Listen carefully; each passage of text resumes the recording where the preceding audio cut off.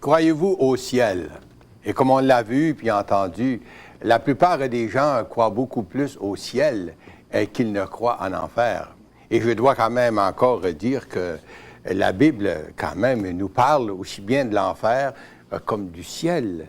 Et puis encore, je devrais dire que même le Seigneur a parlé plus souvent de l'enfer puis du jugement qu'il nous a parlé du ciel. Mais aujourd'hui, je dois quand même dire que c'est plus facile de parler du ciel. Et puis aujourd'hui, on va parler ensemble du ciel et voir ce que la Bible a à nous dire, la parole de Dieu, sur le ciel. Pour qui le ciel? Est-ce que tout le monde aboutira au ciel? Il semble que c'est la pensée générale. Mais on va voir ce que l'Écriture nous dit justement sur ceux qui iront au ciel. Et que se passe-t-il dans le ciel? D'abord, en premier lieu, je dois vous dire que la Bible emploie différents termes pour nous parler du ciel. Vous vous rappelez qu'au larron en croix qui s'est converti dans ses derniers moments de sa vie au Seigneur, Jésus de lui dire « Aujourd'hui, tu seras avec moi dans le paradis ». Le paradis ici est synonyme du ciel. Et Jésus nous parlera aussi, bien sûr, dans un autre endroit, de Lazare qui, après sa mort, est consolé dans le sein d'Abraham. Alors, le sein d'Abraham, encore là, c'est synonyme du ciel. Abraham était reconnu comme le père de la foi. Ceux qui sont morts dans la foi, disons, bien, sont auprès de Dieu, dans ce lieu, vous savez, de consolation. Aussi, on se rappelle, bien sûr, des paroles de Notre Père, le Notre Père qui est si bien connu et puis qu'on récite à maintes reprises. Dans l'Évangile de Matthieu, chapitre 6 et le verset 9. « Notre Père qui est aux cieux, que ton nom soit sanctifié, que ton règne vienne, que ta volonté soit faite sur la terre comme au ciel. » Encore, dans le livre des Actes, le chapitre 7 et le verset 49, Dieu nous dira que le ciel est mon trône et la terre mon marchepied. La Bible confirme que le ciel est le trône de Dieu, la demeure de Dieu. La Bible nous dira aussi que puisque Dieu est saint, 3 fois saint même, aucun péché, aucune souillure n'y entrera. Et justement, c'est la parole de Dieu, le livre de l'Apocalypse, le dernier livre de la Bible, le chapitre 21, puis le verset 27, qui nous dit justement ces paroles. Il n'y entrera rien de souillé, ni personne qui se livre à l'abomination et au mensonge.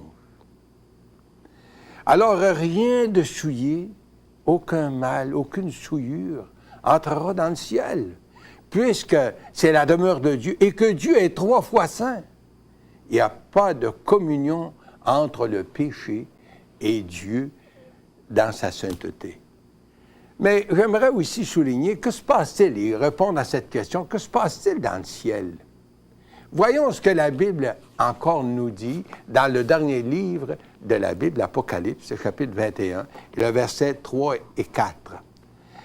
J'entendis du trône, le trône qui nous parle de la demeure de Dieu, j'entendis du trône une forte voix qui disait « Voici le tabernacle de Dieu, c'est-à-dire l'habitation de Dieu, avec les hommes, et ils habiteront avec eux, et ils seront son peuple, et Dieu lui-même sera avec eux. » Et le verset 4 qui dit « Et il essuiera toute larme de leurs yeux, et la mort ne sera plus, il n'y aura plus de deuil, ni cri, ni douleur, car les premières choses ont disparu. » N'est-ce pas merveilleux de savoir que dans le ciel, il n'y aura plus de larmes, plus de mort, plus de deuil, ni cri, ni douleur, ni aucune souffrance.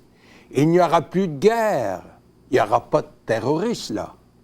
Le Dieu saint habitera avec son peuple ou encore les rachetés. Alors on se pose la question, Mais qui sont ces rachetés? Ah, bien sûr que pour beaucoup de gens, ils se voient parmi ces rachetés. Peut-être que c'est le cas avec plusieurs d'entre vous aujourd'hui. Vous pensez que, bon, on va tout aboutir, puis on va faire partie de son peuple. Nous avons vu que, pourtant, il n'y a rien de souillé. Aucun péché n'entrera dans le ciel. La question alors se pose, mais comment l'homme pécheur peut espérer se retrouver au ciel, là où règne la sainteté même de Dieu? Quelles sont les conditions qui nous assurent notre place dans le ciel? Si le ciel est la demeure de Dieu, il faut savoir quelles sont ses exigences. La parole de Dieu nous met au clair sur ces vérités. Tout d'abord, elle nous dit que notre justice, nos bonnes œuvres, sont entachées par le péché. Notre justice est comme un vêtement souillé devant Dieu. Et encore, la Bible nous dit dans l'Épître aux Romains, chapitre 3 et le verset 23, « Tous ont péché et sont privés de la gloire de Dieu. » Vous vous rappelez cette chanson populaire du passé? « Tout le monde va aller au ciel, mais il n'y a personne qui veut mourir. » La mort crée chez beaucoup de monde, beaucoup de gens, des inquiétudes, puisqu'ils ne savent pas ce qui les attend. Les religions sont en partie responsables pour créer cette incertitude chez leurs adeptes, parce que, justement, on leur dit que personne ne peut le savoir. Il faut faire des mérites, il faut faire pénitence, il faut faire ci, il faut faire ça, pour pouvoir se mériter une place dans le ciel. Aux dirigeants spirituels du temps de Jésus, c'était la même chose, vous savez, les pharisiens. Et Jésus de leur dire, en Jean chapitre 8, verset 21, il dit, « Je m'en vais, et vous me chercherez, et vous mourrez dans vos péchés, vous ne pouvez venir où je vais. » Leur péché était la rejection du Fils de Dieu, leur Messie, leur Sauveur. Ils refusaient d'accepter le Christ comme leur Sauveur et préféraient leur religion, leur tradition, leur justice propre. Et Jésus continue par leur dire au verset 24, « C'est pourquoi je vous ai dit que vous mourrez dans vos péchés, car si vous ne croyez pas ce que je suis, vous mourrez dans vos péchés. » Ils ne voulaient pas accepter que Jésus était Dieu, le Fils, parmi eux, leur Messie. L'apôtre Pierre dira dans un de ses premiers messages, le livre des Actes, chapitre 4 et le verset 12, et nous lisons, « Car il n'y a de salut en aucun autre, car il n'y a sous le ciel aucun autre nom qui a été donné parmi les hommes par lequel nous devions être sauvés. » Et Jésus lui-même de nous dire en Jean chapitre 10 et le verset 9, puis c'est un verset qui est pourtant si clair, si précis en même temps. « Je suis la porte. Si quelqu'un entre par moi, il sera sauvé. » Mais je me demande combien il croit vraiment. Je me demande si vous y croyez vraiment. Vous savez, on ne peut pas ajouter notre interprétation à cette parole si précise. Je suis la porte. Si quelqu'un entre par moi, il sera sauvé. Il nous dit, c'est moi, Jésus, qui suis la porte du ciel. Il n'y a pas d'autre moyen. Il n'y a pas d'autre chemin qui mène au ciel. De venir à Jésus tel que nous sommes, tel que vous êtes, pour vous confier à lui pour le pardon de vos péchés, dans un esprit de repentance. C'est ce qui vous assure le salut et votre place avec lui dans le ciel. Et encore, ce verset qu'on a déjà entendu au tout début de cette émission, en Jean chapitre 14, versets 2 et 3, et je cite cette parole de Jésus. C'est dit, « Il y a plusieurs demeures dans la maison de mon Père. Si cela n'était pas, je vous l'aurais dit, je vais vous préparer une place. Et lorsque je m'en serai allé et que je vous aurai préparé une place, je reviendrai et je vous prendrai avec moi, afin que là où je suis, vous y soyez aussi. » j'aimerais faire ressortir quelques vérités importantes de cette parole de Jésus, cette parole si importante. D'abord, premièrement, les plusieurs demeures dans la maison du Père nous parlent des êtres célestes qui sont auprès de Dieu.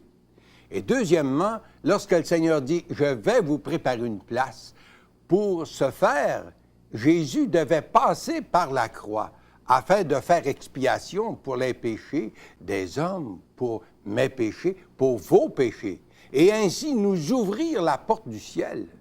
Jésus devait répondre à la justice de Dieu, à notre place, à votre place, pour que nous soyons pardonnés. Le sacrifice de la croix fait partie de « je m'en vais vous préparer une place ». Sans le sacrifice sanglant de la croix, il n'y a pas de salut possible pour les humains, et nous serions tous perdus.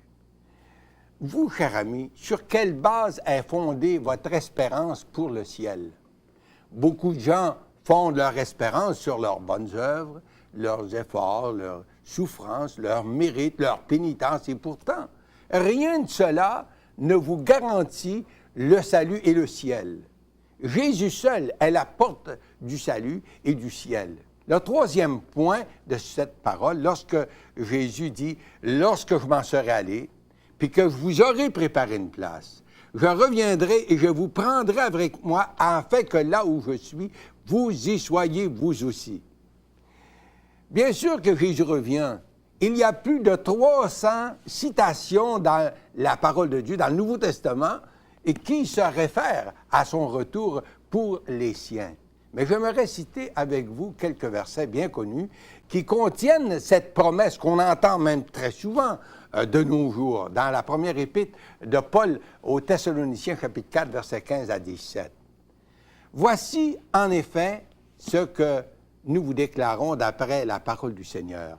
Nous, les vivants restés pour l'avènement du Seigneur, nous ne dévancerons pas ceux qui sont décédés, car le Seigneur lui-même a un signal donné à la voix d'un archange, et au son de la trompette de Dieu descendra du ciel, et les morts en Christ ressusciteront premièrement. Ensuite, nous, les vivants, nous serons tous ensemble, c'est-à-dire enlevés avec eux sur les nuées, à la rencontre du Seigneur dans les airs, et ainsi nous serons toujours avec le Seigneur. Mais pour qui revient-il? Regardons de près la vérité de ces textes. Les morts en Christ ressusciteront premièrement. Ce sont ceux qui sont morts dans la foi, ceux qui se sont confiés en Jésus pour leur salut éternel, ceux qui sont sauvés.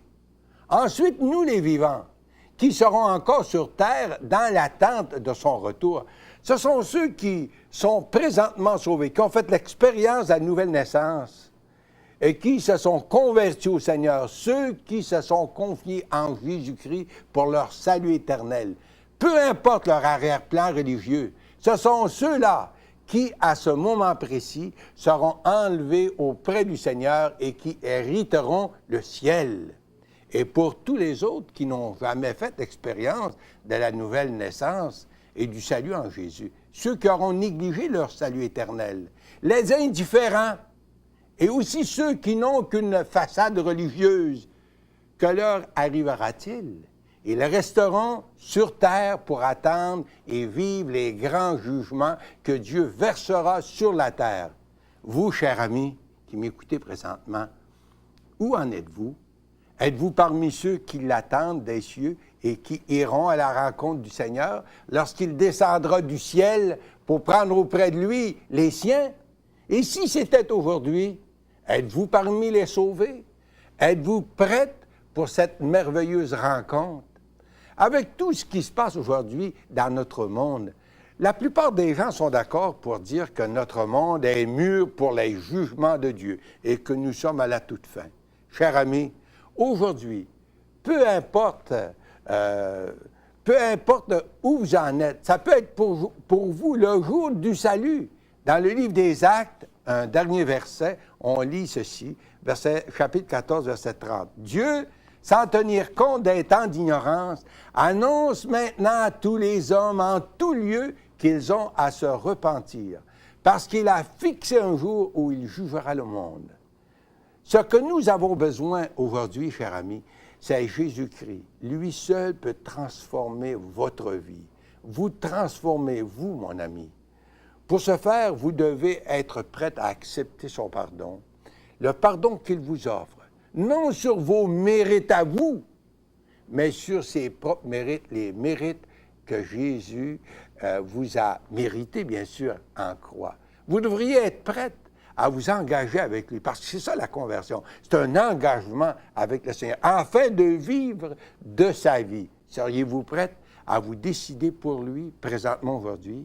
Il est le seul qui peut vous pardonner, vous sauver et vous assurer votre place dans les demeures du Père, le ciel. Votre choix, votre décision, ce que vous ferez avec Jésus-Christ va déterminer où vous passerez l'éternité. Invitez Jésus pour qu'il soit votre sauveur personnel aujourd'hui. Amen.